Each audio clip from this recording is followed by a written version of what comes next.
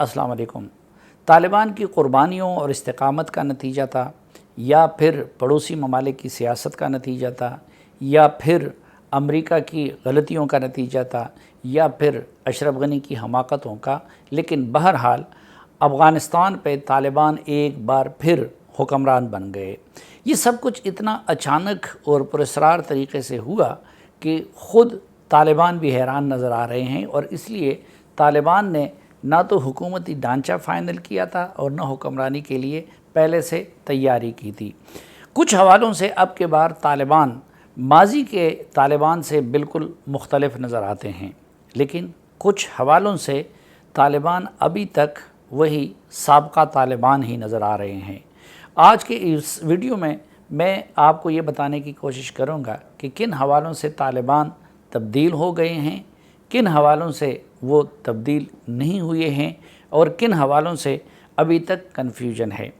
पहली तब्दीली जो तालिबान के हाथ देखने को मिली वो उन सियासी मुखालिफिन के साथ या जंगी मुखालिफिन के साथ उनका सलूक था। माजी में तालिबान को अपना जो भी मुखालिफ हाथ आया तो उन्होंने उसको दर्दनाक तरीके से कत्ल किया। आगाज़ हुआ था हिज़्ब वहदत के रहनुमा अब्दुल अली मज़ारी से कि जब उनको मुज़ाकरात के लिए ले जा रहे थे तो रस्ते में उनको कत्ल कर दिया गया। इसी तरह चरासियाब में गुलबदीन हिकमतयार को भी कत्ल करने की कोशिश की गई, लेकिन वो उनके हाथ नहीं आए। और फिर जब तालिबान काबुल पर काबिज़ हुए तो अक़वाम मुत्तहिदा के दफ्तर से डॉक्टर नजीबुल्लाह जो अफ़गान सदर थे उनको निकाल के दर्दनाक तरीके से कत्ल किया गया, और फिर उनकी लाश को चौक में लटका दिया गया। अब की बार भी ये ख़दशा ज़ाहिर किया जा रहा था कि शायद तालिबान अपने मुखालिफिन के साथ यही सलूक करेंगे, क्योंकि पिछले 20 सालों में तालिबान के सैकड़ों लोग मारे भी गए, इसी तरह उनके हज़ारों लोग जेलों में भी रखे गए, जेलों में भी उन पर तशद्दुद हुआ, और फिर तालिबान के बहुत सारे लोग हुक्मरानों के हाथों या फिर अमेरिकन और नेटो फोर्सेस के हाथों तरह तरह की मुश्किलात से और आजमाइशों से और अज़ियतों से दो चार हुए। तो ये ख़तरा था कि अब के बार वो बदतरीन तरीके से इंतकाम लेंगे, और अगर वो लेना चाहते तो ले सकते थे। न सिर्फ ये कि अपने मुखालिफिन को कत्ल कर सकते थे, बल्कि मेरी मालूमात के मुताबिक 3000 से ज़ायद फ़िदायीन या ख़ुदकुश तालिबान ने ट्रेन कर रखे थे। और हम ख़ुद भी पहले से बहुत परेशान थे कि अगर जंग होगी और ये फ़िदायीन इस्तेमाल होंगे तो ना जाने उसके नतीजे में कितने अफ़गानों की जानें चली जाएंगी। लेकिन ये अल्लाह का शुक्र है कि अब के बार जो कुछ हुआ वो चंद वाक़यात के सिवा मजमूई तौर पर पुरअमन तरीके से हुआ। और दूसरा, हैरत अंगेज़ तौर पर तालिबान ने डॉक्टर अशरफ गनी और हामिद करज़ई समेत तमाम मुखालिफिन के लिए आम माफ़ी का ऐलान कर दिया। अशरफ गनी और अमरुल्लाह साले तो भाग गए, वो उनके हाथ नहीं आए, लेकिन हामिद करज़ई साहब वहाँ पे बैठे हुए हैं, गुलबदीन हिकमतयार वहाँ पे बैठे हुए हैं, कैबिनेट के बहुत सारे मिनिस्टर वहाँ पे बैठे हुए हैं, और तालिबान न सिर्फ ये कि उनको माफ़ कर रहे हैं बल्कि उनके साथ बड़े इज़्ज़त और एहतराम के साथ भी पेश आ रहे हैं। इसी तरह हमने देखा कि इस्माइल ख़ान जो हेरात के साबिक़ गवर्नर थे वो उनके हाथ आए, लेकिन तालिबान ने उनको इज़्ज़त और एहतराम से अपने घर रवाना किया। यही मामला बहुत सारे दीगर हुकूमती हुक्काम, हत्ता के फ़ौजी कमांडर और पुलिस चीफ़ गिरफ़्तार हुए उनके हाथों, लेकिन किसी को भी उन्होंने कोई तकलीफ़ नहीं पहुंचाई और इज़्ज़त और एहतराम के साथ अपने घरों को रवाना कर दिया। अब के बार तो तालिबान का ये भी कहना है कि उनकी आम माफ़ी का जो ऐलान था वो रशीद दोस्तम और अशरफ गनी जैसे लोगों तक भी अहाता कर रहा था, और अगर वो भी तालिबान के हाथ आते तो कतन उन्होंने ना उनको गिरफ़्तार करना था और ना उनको कत्ल करना था। तो इस हवाले से तालिबान के यहाँ ये एक बड़ी मस्बत तब्दीली आई हुई है, और अब तो वो ये भी कह रहे हैं कि अपनी हुकूमत में वो इन लोगों को हिस्सा भी देंगे। हुकूमत अलबत्ता लगता ऐसा है कि वो अपने तरीक़े से कायम करना चाहते हैं, लेकिन वो हामिद करज़ई साहब और गुलबदीन हिकमतयार और उज़्बक, ताजक और हज़ारा रहनुमाओं को अपनी हुकूमत में नुमाइंदगी देने को भी तैयार हैं। दूसरी जो तब्दीली तालिबान के यहाँ आई है वो तस्वीर और वीडियो के हवाले से हैं। अपनी पिछली हुकूमत में तालिबान تصویر کو مکمل حرام سمجھتے تھے۔ پورے افغانستان میں سٹل کیمرہ یا ویڈیو کیمرہ الاؤڈ نہیں تھا۔ انہوں نے افغانستان کے سرکاری ٹی وی کو بھی بند کر لیا تھا اور صرف ریڈیو فعال تھا جو ریڈیو شریعت کے نام سے اس وقت نشریات اپنی کر رہا تھا، لیکن اگر کسی کے ساتھ کیمرہ پکڑا جاتا تو اس کو سزا تک دی جاتی۔ اب کے بار یہ ایک بڑی تبدیلی آئی ہوئی ہے اور وہ ان کے اقتدار سے یا کابل پر قبضے سے پہلے آئی ہوئی ہے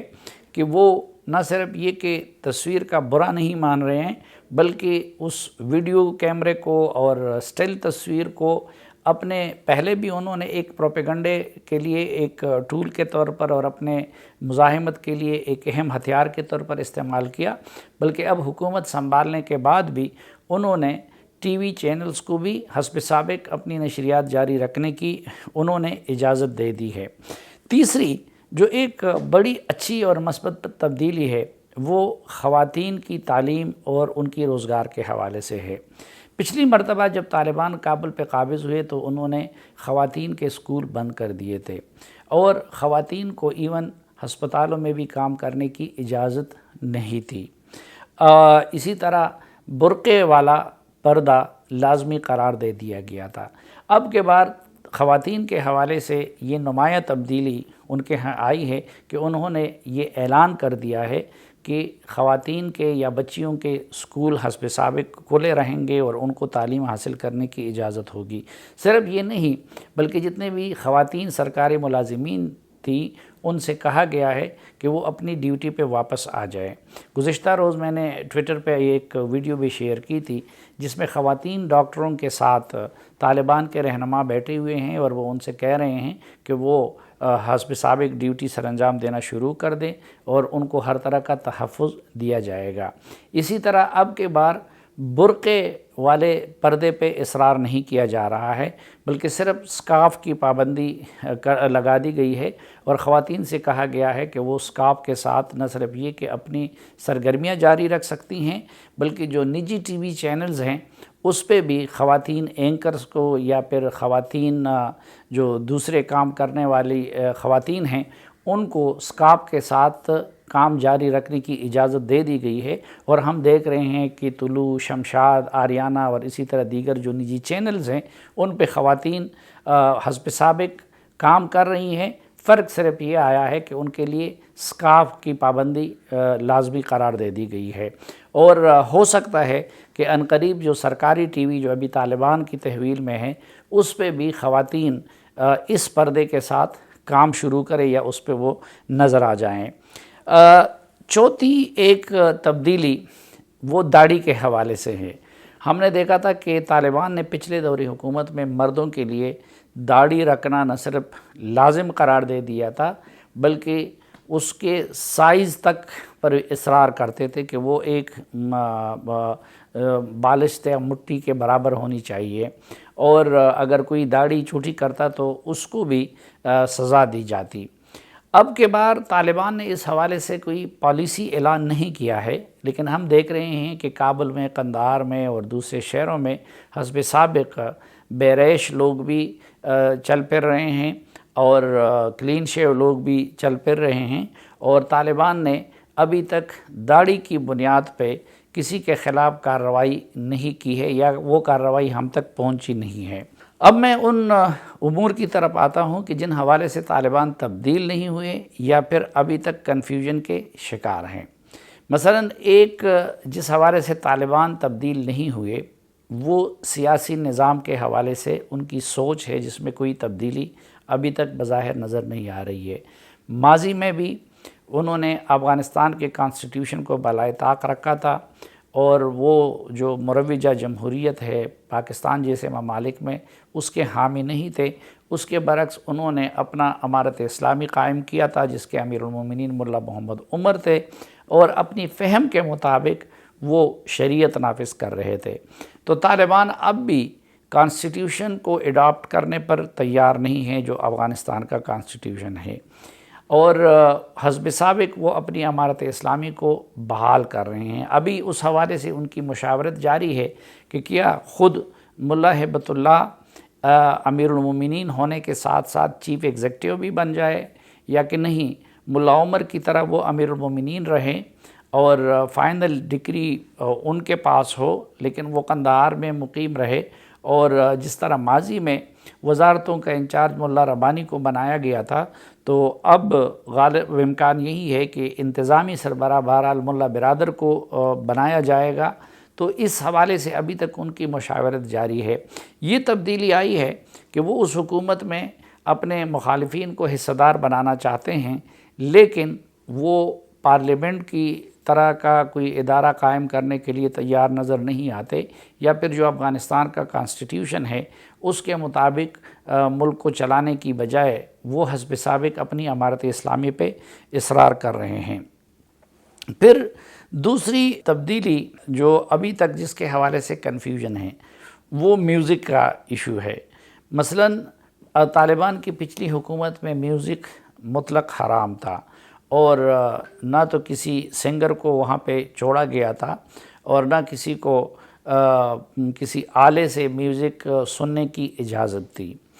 ابھی تک طالبان نے اس حوالے سے اپنا موقف واضح نہیں کیا ہے۔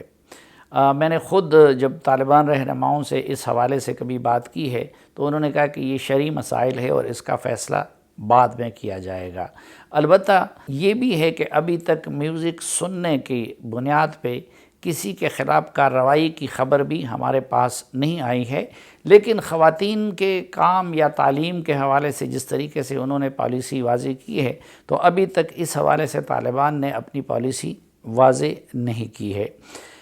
تیسری جو تبدیلی نہیں آئی ہے وہ افغانستان کے قومی پرچم کے حوالے سے ہے۔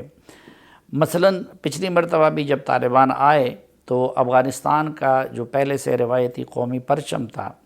اس کی بجائے طالبان نے اپنے پرچم کو جو سفید رنگ کا ہے اور جس پہ کلمہ طیبہ لکھا ہوتا ہے، اس کو سرکاری پرچم بھی اور قومی پرچم بھی قرار دے دیا۔ اب کے بار میں طالبان اس عمل کو دہرا رہے ہیں، اور وہ اپنے جھنڈے کو قومی پرچم کے طور پر بھی استعمال کر رہے ہیں۔ جہاں جہاں افغانستان کا قومی جھنڈا تھا تو اس کو ہٹا کے اس کی جگہ طالبان نے اپنے پرچم کو لہرا دیا ہے۔ میرے خیال میں اس حوالے سے طالبان کو نظر ثانی کرنی چاہیے۔ یہ کوئی قرآن کی آیت نہیں ہے یا کسی جھنڈے کا رنگ اور شکل، یہ کوئی حرف آخر چیز نہیں ہوتی۔ افغانستان کے جھنڈے میں ماضی میں بھی کئی بار تبدیلیاں ہو چکی ہیں، استاد ربانی کے دور میں بھی اس میں تبدیلی ہو چکی تھی، لیکن ظاہر ہے کہ آپ کے قومی پرچم کو ایک تقدس حاصل ہوتا ہے، اور وہ پوری قوم کے لیے ایک مقدس چیز ہوا کرتی ہے۔ تو افغان جو موجودہ قومی پرچم ہے اس کے ساتھ ایک عقیدت بھی رکھتے ہیں، وہ تاجک ہوں، ازبک ہوں، ہزارہ ہوں، پختون ہوں، یا جتنے بھی لوگ ہوں۔ دوسرا، افغانستان کے قومی پرچم میں کوئی غیر اسلامی رنگ یا کوئی غیر اسلامی پہلو بھی اس کا نہیں ہے، بلکہ جس طرح کہ طالبان کے پرچم پہ کلمہ طیبہ لکھا ہوا ہے، تو اسی طرح افغانستان کے قومی پرچم پر بھی لا الہ الا اللہ محمد رسول اللہ یعنی کلمہ طیبہ لکھا ہوا ہے۔ تو اس حوالے سے اگر طالبان اپنے فیصلے پہ نظر ثانی کریں تو میرے خیال میں افغان عوام کے لیے ان کی حکومت کی قبولیت میں بھی آسانی ہوگی، اور عالمی سطح پہ بھی ان کے اس فیصلے کو سراہا جائے گا۔ ہاں، یہ ہو سکتا ہے جس طرح پاکستان میں ہوتا ہے کہ جو ابھی تک طالبان کا پرچم ہے وہ اس کو اپنے پرچم کے طور پر کنٹینیو رکھے، لیکن بہتر ہوگا کہ افغانستان کے سرکاری پرچم کو حسب سابق وہ قومی اور سرکاری پرچم قرار دے دیں، کیونکہ یہ وہ عمل ہے جس کی وجہ سے طالبان کے خلاف آوازیں بھی اٹھ سکتی ہیں، اور ملک کے اندر بھی کچھ لوگ اس بات کو محسوس کر سکتے ہیں، کیونکہ اپنی قومی پرچم کی بے حرمتی وہ کوئی بھی شہری برداشت نہیں کر سکتا۔ تو اس حوالے سے میری بھی خصوصی التجا ہوگی طالبان سے کہ ٹھیک ہے، جس طرح پاکستان میں اب اگر پی ٹی آئی کی حکومت ہے تو وہ ساتھ اپنا جھنڈا بھی رکھتے ہیں، لیکن بہرحال جو پاکستان کا سرکاری پرچم ہے حکومتوں کی تبدیلی سے اس پہ کوئی اثر نہیں پڑتا۔ تو افغانستان کے پرچم کو طالبان کو چاہیے کہ وہ عزت اور احترام بھی دے، اور سابقہ پرچم کو وہ قومی پرچم کے طور پر رکھیں، تو میرے خیال میں یہ بہت بہتر ہوگا۔ ایک اور حوالے سے جو ابھی کنفیوژن ہے وہ کہ پتہ نہیں اس حوالے سے تبدیلی آئی ہے یا نہیں آئی ہے، کہ ماضی میں طالبان نے بعض خالص ٹیکنیکل کام بھی اور ٹیکنیکل وزارتیں بھی اپنے لوگوں کے حوالے کی تھی۔ مثلاً اب اگر آپ دیکھیں تو ہوا بازی کا معاملہ ہے تو یہ خالص ایک ٹیکنیکل معاملہ ہے، لیکن ماضی میں وہاں پہ بھی سربراہ طالبان نے اپنے لوگوں کو بٹھایا ہوا تھا۔ اب کے بار طالبان نے کوئی چیز واضح نہیں کی ہے کہ وہ اسی طرح مختلف محکموں کی سربراہی اپنے طالبان کے پاس رکھیں گے یا کہ پروفیشنل کے حوالے کریں گے۔ میرے خیال میں ٹھیک ہے، حکومت یا پالیسی بنانا یا اس کے لیے مامورین کا تقرر کرنا انہی کا اختیار ہونا چاہیے، لیکن بہتر یہی ہوگا کہ پروفیشنل لوگ جتنے بھی ہیں افغانستان میں، ان کا ماضی کی حکومت سے تعلق رہا ہو یا پہلے سے تعلق رہا ہو یا ایون اگر اب وہ بیرون ملک ہے، تو مختلف جو پروفیشنل کام ہے وہ پروفیشنل لوگوں کے سپرد کرے اور خود ان کی نگرانی کرے۔ لیکن اگر وہ خود ان معاملات کو اپنے ہاتھ پہ لینا چاہیں گے تو میرے خیال میں یہ فیوچر میں ان کے لیے مشکلات کا باعث بن سکتا ہے۔ لیکن ابھی تک طالبان نے اس حوالے سے واضح نہیں کیا ہے کہ وہ یہ کام خود حزب سابق طالبان کے سپرد کریں گے یا کہ نہیں پروفیشنل کام جو ہے وہ پروفیشنل لوگوں کے سپرد کریں گے۔